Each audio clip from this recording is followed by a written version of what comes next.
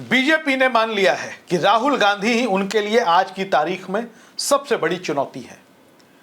BJP आज जो भी फैसले ले रही है वो राहुल गांधी को ध्यान में रख के, राहुल गांधी को केंद्र में रखकर ले रही है।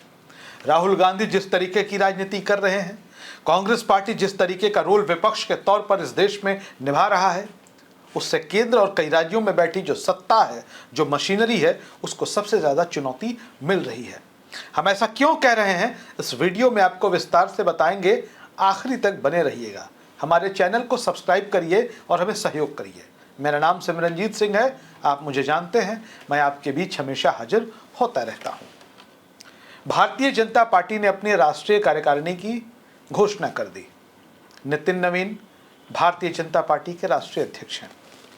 उन्होंने एक लंबी चौड़ी कमेटी, किसी भी राजनीतिक दल में जो राष्ट्रीय कमेटी होती है वो सबकी भावनाओं का ख्याल रखते हुए, क्षेत्रीय आकांक्षाओं को देखते हुए कमेटी बनाई जाती है। नितिन नवीन ने कमेटी बनाई।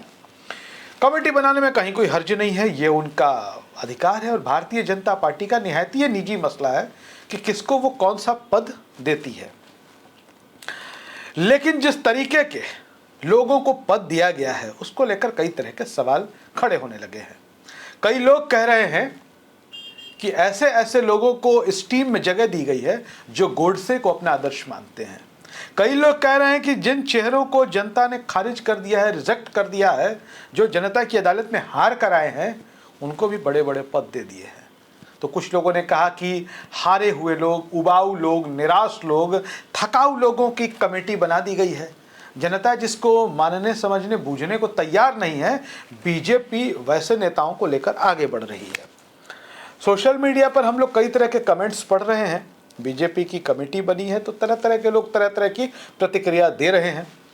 जो भारतीय जनता पार्टी के समर्थक हैं वो इसको बहुत बढ़िया बता रहे हैं। पत्रकारों की भी तो श्रेणी हो गई है ना। और जो विरोधी है इसको पूरी तरीके से खारिज कर रहे हैं। अब आपको बताएं, प्रभु चावला को मैं पढ़ रहा था, देश के जाने माने पत्रकार हैं। उन्होंने लिख दिया कि स्मृति ईरानी को इसलिए आगे किया गया है, स्मृति ईरानी को इसलिए भाजपा की कमेटी में रखा गया है ताकि देश को बीजेपी संदेश दे सके कि 2019 में उन्होंने राहुल गांधी को हराया था। अब एक बात को समझिए, राहुल गांधी को स्मृति ईरानी ने हराया था और इसके लिए स्मृति को आगे किया जा रहा है, तो स्पष्ट है कि राहुल गांधी को केंद्र में रख के, राहुल गांधी को सेंटर में एकदम रख करके उन्हीं को अपनी बड़ी चुनौती मानकर भाजपा फैसले ले रही है और निर्णय कर रही है। फिर आगे आपको बताते हैं, आम आदमी पार्टी के नेता संदीप पाठक के बारे में कहा जाता है कि वो आम आदमी पार्टी के लिए रणनीति बनाते रहे हैं। आम आदमी पार्टी के वो राज्यसभा सांसद थे, बीजेपी में चले गए, उनको राष्ट्रीय सचिव बना दिया गया। मतलब दल बदलुओं को भी पूरी तरीके से जगह दिया जा रहा है। दल बदलुओं को भी पूरे तरीके से, मतलब भारतीय जनता पार्टी के नेता और कार्यकर्ता रोड पे रह जाए और जो लोग दल बदल के आए उनको बड़े बड़े पद दे दिए जाए। ऐसी चीज़ें भी दिखाई दे रही है। क्यों? सिर्फ राहुल गांधी के प्रेशर में कि राहुल गांधी को हमको किसी तरीके से उनको उनकी जो चुनौती पेश कर रहे हैं उस चुनौती को किसी भी तरीके से हम लोग हावी ना होने दें। फिर डी पुरंदेश्वरी का नाम लिया जा रहा है। डी पुरंदेश्वरी आंध्र प्रदेश से आती हैं, उनको राष्ट्रीय उपाध्यक्ष बनाया गया। कभी कांग्रेस में हुआ करती थी। इसके बाद आपको बता दें कि मनप्रीत सिंह बादल को राष्ट्रीय उपाध्यक्ष बनाया गया है। शिरोमणि अकाली दल के रास्ते वो कांग्रेस में गए और जब पंजाब में कांग्रेस की सरकार थी तो मनप्रीत सिंह बादल वित्त मंत्री भी थे। हालांकि वो बादल खानदान से आते हैं, उनको भी राष्ट्रीय उपाध्यक्ष बना दिया जाता है। वो चुनाव लड़े मनप्रीत बादल बीजेपी के टिकट पर। मैं देख रहा था तीसरे चौथे पोजीशन पे वो रहते हैं चुनाव में। अब समझिए क्या स्थिति है। या अगर आप स्मृति ईरानी को भी मान लीजिए, जिनको प्रभु चावला कह रहे हैं कि राहुल गांधी को उन्होंने चुनाव हराया था, तो 2019 उनको याद था। लेकिन प्रभु चावला या भाजपा समर्थक जो मीडिया है उनकी स्मृति 2019 तक जा रही है, 24 में नहीं आ रही है कि राहुल गांधी की पार्टी की एक वफादार सिपाही किशोरी लाल शर्मा ने उसी अमेठी में स्मृति ईरानी को इतने बुरे तरीके से हराया कि शायद ही वो आगे चुनाव लड़ने की हिम्मत करे। हाँ, भारतीय जनता पार्टी का संगठन है, वो इस मामले में स्वतंत्र है कि वो अपने किसी भी नेता को जगह दे सकती है। एक आदमी का जिक्र करना बड़ा जरूरी है, अमित मालवीय, भाजपा IT सेल के हेड। कुछ लोग उनको क्लिप कटवा कहते हैं, मतलब क्लिप काट के इधर का उधर चिपका के। अमित मालवीय कई बार फर्जी खबरें फैलाते हुए और उसमें सफल होते हुए दिखाई दिए। लेकिन अब जमाना जेनजी का है और जेनजी के आगे ये सारी चीज़ें नहीं चलती। वो टेक्नोलॉजी के मामले में, फैक्ट चेक के मामले में ये जो लोग हैं उनसे कहीं आगे हैं। खैर, उनकी छुट्टी हो गई है। किसी दीपक महस्के को सोशल मीडिया हेड बनाया गया है, जिसके बारे में एक वरिष्ठ पत्रकार ने लिखा है कि ऐसे लोगों को बीजेपी ने अपने सोशल मीडिया का हेड बनाया है जो फेसबुक पर साल में 2 पोस्ट करते हैं। भाई करते होंगे 2 या 4, 6 भी करते होंगे, नहीं भी करते होंगे। जब से वो जिम्मेदारी संभाल रहे हैं तब से वो क्या कर रहे हैं वो देखना दिलचस्प होगा। दरअसल स्पष्ट तौर पर बीजेपी का ये मानना था कि अब जो है अमित मालवीय की जो टीम है, जैसे राहुल गांधी और कांग्रेस को काउंटर करना चाहिए था वो नहीं कर पा रहे। कांग्रेस पार्टी की तरफ से जो बॉल फेंके जा रहे हैं वो कैच नहीं कर पा रहे और सोशल मीडिया पर कांग्रेस ने बीजेपी को पीछे कर दिया है।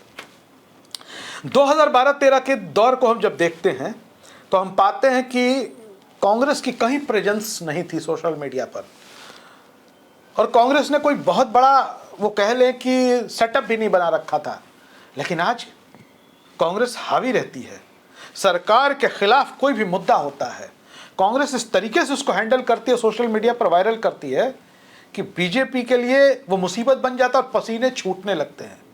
और कई दफ़े हमने देखे हैं कि फर्जी खबरों को पोस्ट कर दिया जाता है। बीजेपी की जो सोशल मीडिया टीम है झारखंड बताकर बिहार की वीडियो को पोस्ट कर देती है। मतलब पुलिस लाठीचार्ज का वीडियो बिहार में होता है और झारखंड का बताकर उसको अपने ऑफिशियल पेज से, हैंडल से पोस्ट कर दिया जाता है।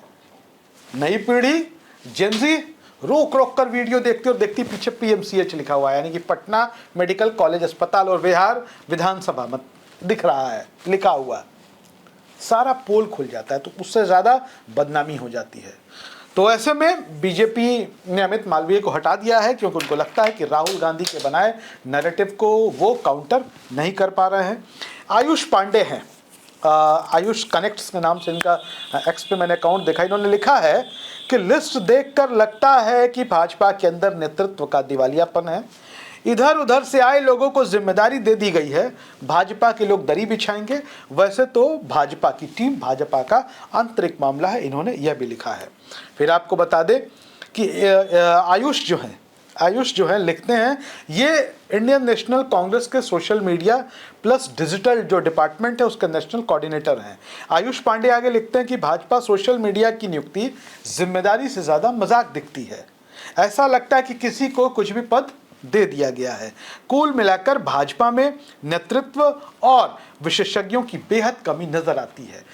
तो आयुष पांडे जो कह रहे हैं उससे सहमत और असहमत तो हुआ जा सकता है, लेकिन टीम बनने के बाद जो इनकी टिप्पणी थी वो सोचने वाली है। दूसरी बात, सोशल मीडिया जो संयोजक हैं 4 सह संयोजक बना दिए गए हैं, 4। तो इससे पता चलता है कि बीजेपी पर कांग्रेस भारी पड़ रही है सोशल मीडिया पर।